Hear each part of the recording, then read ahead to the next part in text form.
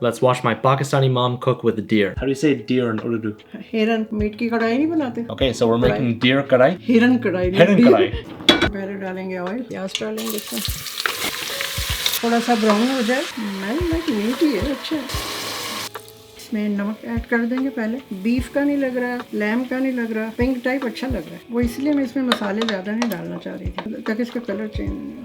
15 minute के बाद इसको चेक करते मुझे इसका कलर अच्छा लग रहा है। थोड़ा सा देसी घी डालेंगे उसमें, मसाला सारा, हल्दी, अदरक लहसुन का पेस्ट, टमाटर, लाल मिर्च, गरम मसाला, सेसमी।